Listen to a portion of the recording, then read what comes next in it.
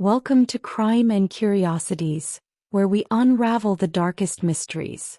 If you're new here, hit that subscribe button and join our curious community. Let's dive into the chilling story of Pai Hsiao-yen. April 14, 1997. Taipei awakens to another frenetic day. Neon signs flicker, markets buzz, and the streets pulse with life. Amid the chaos, a 16-year-old girl steps into the morning light. Pai Hsiao-yen, daughter of Taiwan's beloved actress Pai Bing-bing, carries a quiet grace. Her school bag swings lightly as she walks toward Jixing Private School, a sanctuary for Taipei's elite. She's a dreamer, a teenager with plans beyond the spotlight of her mother's fame. But today the city's rhythm hides a shadow that's been watching her. Hsiao-yen's routine is simple.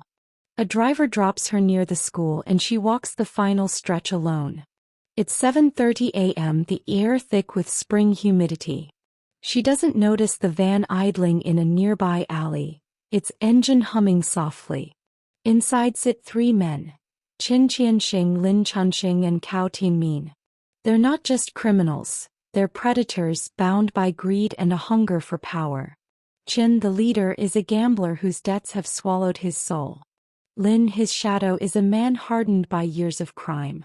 Kao, the enforcer, is a fuse waiting to ignite. Together they've chosen Hsiao-yen not for who she is, but for what she represents: a $5 million ransom. As Hsiao-yen turns into the alley, the van lurches forward. Tires squeal. Hands seize her, dragging her into the darkness of the vehicle. Her school bag falls, abandoned on the pavement. The door slams and the van vanishes into Taipei's maze of streets. In seconds, a life is stolen and a city remains blissfully unaware. By noon, Hsiao-yen's absence rings alarms. Her teachers call Pai Bing-bing, who feels a mother's dread grip her heart. She races to the police, her celebrity status pulling Taipei's finest into action. Phones are tapped, checkpoints rise, but the kidnappers are ghosts. They've taken Hsiao-yen to a grimy apartment in Zhongshan district, a place where hope goes to die. Bound, blindfolded, and alone, Hsiao-yen faces the first hours of a nightmare that will shake a nation. That evening, a call pierces the silence of Bing-bing's home. A distorted voice demands $5 million in cash. "Pay or she's dead," it hisses. Bing-bing, trembling but resolute, agrees. She clings to the belief that money will bring her daughter back. But Chen, Lin, and Kao aren't playing by rules. Their plan is unraveling, and Hsiao-yen is no longer just a hostage. She's a liability. If this story grips you, smash that like button and subscribe to Crime and Curiosities for more chilling cases. Let's keep unraveling this tragedy. Taipei transforms into a city on edge. News of Hsiao-yen's kidnapping floods TV screens, her school photo, a bright smile, etched into the nation's psyche. Pai Bing-bing becomes a symbol of anguish, her pleas broadcast live as Taiwan prays for a miracle. Behind the scenes, police work feverishly, tracing calls, setting traps. But Chen, Lin, and Kao are slippery, their hideout a fortress of anonymity. In the Zhongshan apartment, Hsiao-yen endures unimaginable horror. The kidnappers unleash their cruelty, beatings, starvation, and worse. They taunt her, filming her suffering to torment her mother. Polaroids arrive at Bing-bing's doorstep, each one a dagger. Hsiao-yen bruised but alive, her eyes pleading through the grainy images. Bing-bing clutches them, vowing to pay any price. But the kidnappers' demands shift, their paranoia growing. Chen, haunted by police sirens, senses the walls closing in. Negotiations crumble. Police stings spook the trio and Chen's temper flares. On April 20th, 6 days after the abduction, the unthinkable happens. In a moment of rage, or cold calculation, Hsiao-yen's life is snuffed out. Her body, bearing the scars of her ordeal, is wrapped in a blanket and discarded in a drainage ditch in Taipei County. Rain falls, washing away traces of the crime, but not the weight of what's been done. On April 23, 1997, Taiwanese media broke the story of the kidnapping, breaking from the conventional approach of withholding reports until the situation was resolved. Several prearranged ransom exchanges were thwarted when the kidnappers detected police and journalists trailing Pai Bing-bing.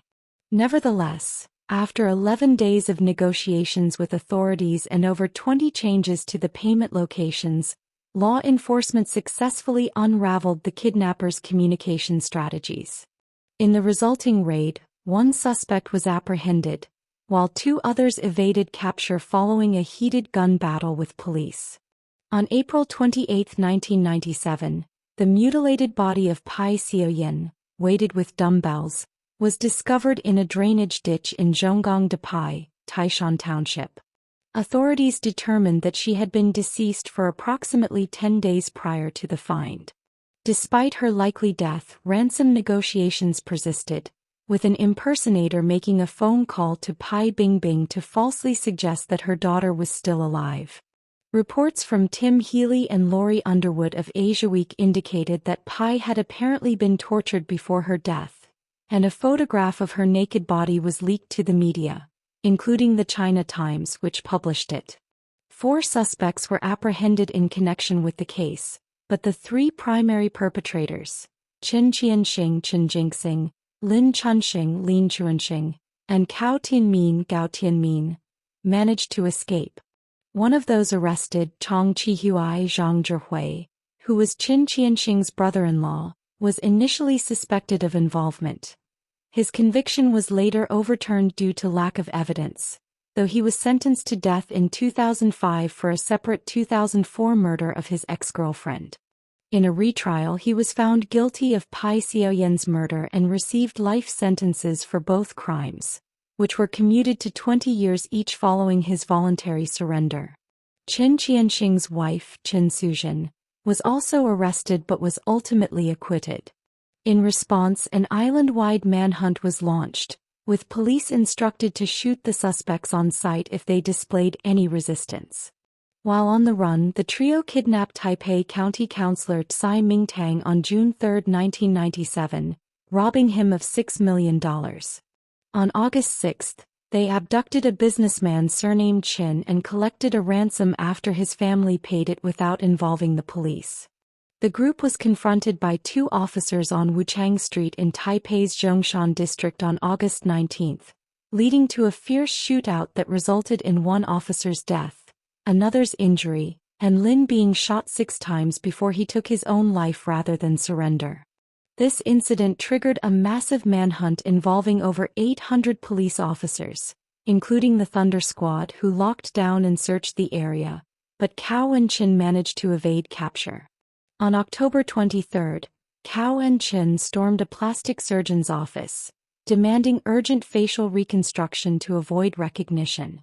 When the surgeon explained that it wasn't feasible with the available time and resources, they accused him of stalling for the police and fatally shot him, his wife, and a nurse before escaping. The pair continued to elude authorities through early November 1997, but on November 17, Kao was spotted by police and shot himself during an attempted arrest. He confessed to the kidnapping of Pai and other crimes. He was convicted in December 1998 of multiple kidnappings, murders and sexual assaults, and was executed on October 6, 1999.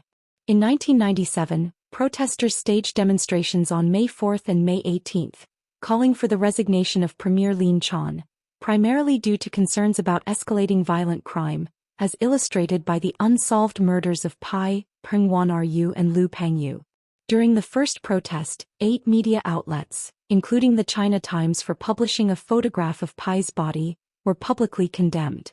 On May 15, 1997, President Lee Teng-hui issued an apology, announcing that Lin would be removed from his role as premier and that the cabinet would undergo a reshuffle. In the aftermath of the initial protest, Ma Ying-jeou, who served as minister without portfolio, submitted his resignation, and Lin Fangqing, the Minister of the Interior, also stepped down from his position. Lin Chun eventually resigned as premier on August 22, 1997, alongside Yao Kaochao, the Director General of the National Police Agency. Although Lin repeatedly offered to resign from his additional role as vice president, he retained that office until the end of his term. Pai Hsiao-yen's murder leaves scars that Taiwan still feels. Her death exposes cracks in the system, lax school security, a porous underworld, and a society blindsided by crime. Pai Bing-bing channels her grief into advocacy, founding the Hsiao-yen Foundation to protect children and fight kidnapping. Taiwan's laws tighten with harsher penalties for violent crimes and reforms to school safety. The nation vows, never again. Yet the question lingers. Could Hsiao-yen have been saved?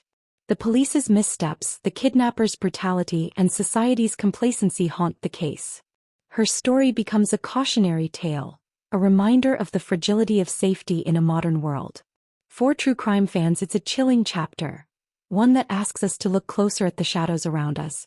Thank you for joining Crime and Curiosities for this heartbreaking journey.